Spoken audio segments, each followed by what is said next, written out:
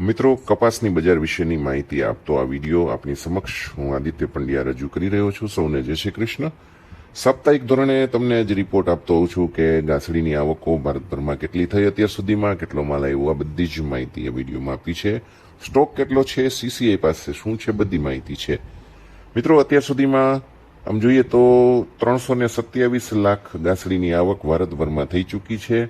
239 લાખ ગાંસડીનો વપરાશ થઈ ગયો છે. 13 લાખ ગાંસડીની નિકાસ કરવામાં આવી છે અને આયાત 47 લાખ ગાંસડીએ પહોંચી ચૂકી છે. આ મહત્વનો આંકડો છે, નોંધી લેજો. વાત કરીએ હવેની બેલેન્સ શીટની તો ખુલતો સ્ટોક ચાલુ સિઝનમાં 55 લાખ ગાંસડી હતો. આયાત 47 લાખ ગાંસડી થઈ. 327 લાખ ગાંસડીની આપણી લોકલ આવક થઈ, એટલે 429 લાખ ગાંસડીનો પુરવઠો ઉપલબ્ધ બન્યો છે. આ ખાસ નોંધજો. વપરાશ 239 લાખ ગાંસડી, નિકાસ 13 લાખ ગાંસડી, ડિમાન્ડ કુલ 252 લાખ ગાંસડી થઈ. તો હવેનો અત્યારે જે હાથ ઉપર સ્ટોક છે લગભગ 177 લાખ ગાંસડી સુધીનો સ્ટોક આપણે ત્યાં પડ્યો છે. સ્ટોક ક્યાં ક્યાં છે એની વાત કરીએ તો સૌથી વધારે પહેલા સ્ટોક સીસીઆઈ પાસે હતો. સીસીઆઈએ 105 લાખ ગાંસડીની ખરીદી કરી હતી. એમાંથી હવે 24 લાખ ગાંસડી વધી છે. ખુલ્લા બજારમાં કપાસની આવકો લગભગ પૂરી થઈ ગઈ, એટલે સીસીઆઈનો માલ ખપે છે. એમાં સારા માલો એ ખપે છે. બીજો સૌથી વધારે સ્ટોક હોય તો એ સ્પિનરો પાસે 93 લાખ ગાંસડીનો સ્ટોક પડેલો છે. જીનરો પાસે વાત કરીએ તો એમસીએક્સ, મલ્ટીનેશનલ કંપનીઓ, ટ્રેડરો બધા મળીને 60 લાખ ગાંસડીનો સ્ટોક છે. આમ 177 લાખ ગાંસડીનો સ્ટોક વહેંચાયેલો છે. મિત્રો, એક વાત કરીશ કે કોઈ પણ બજાર અત્યારે વરસાદ આધારિત થઈ ગઈ છે. ખેડૂત ખાસ કરીને વરસાદ સિવાય કોઈ બાબત ઉપર ધ્યાન લેતો નથી અને એક જ બાબત દેખાય છે કે વરસાદ આવે. વાવેતરનો સમય વીતતો જાય છે અને વરસાદ ખેંચાતો જાય છે. એને કારણે કોઈ પણ બજારમાં અત્યારે ઉત્સાહનું વાતાવરણ દેખાતું નથી.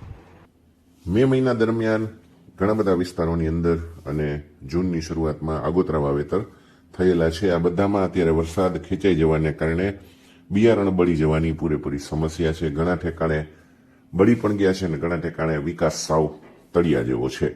અને હવે વરસાદ ખેંચાઈ જાય તો કપાસના વાવેતર ઉપર ગંભીર અસર પડવાની છે અને નક્કી બાબત થઈ ગઈ છે.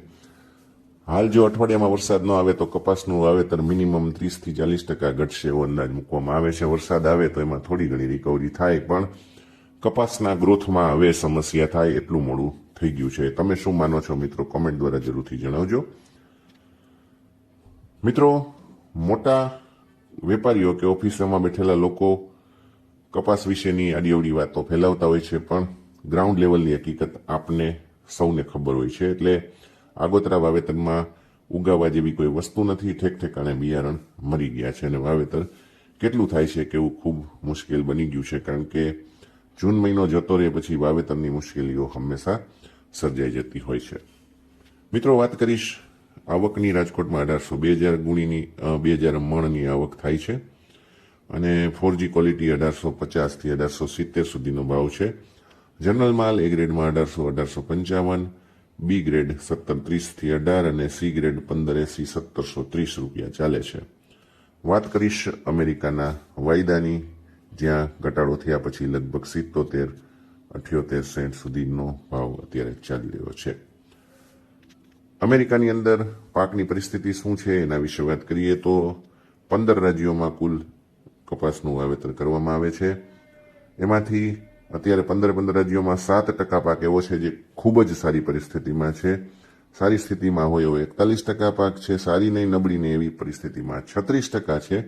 નબળી પરિસ્થિતિમાં 12% અને અતિ નબળી પરિસ્થિતિમાં 4%. એટલે આમ 12 ને 4 16% પાક જ એવો છે કે જે નબળી પરિસ્થિતિમાં છે. બાકીનો બધો પાક અત્યારે સારી પરિસ્થિતિમાં છે. વરસાદ ત્યાં આવે તો ચોક્કસપણે હજુ પણ ફાયદો થશે.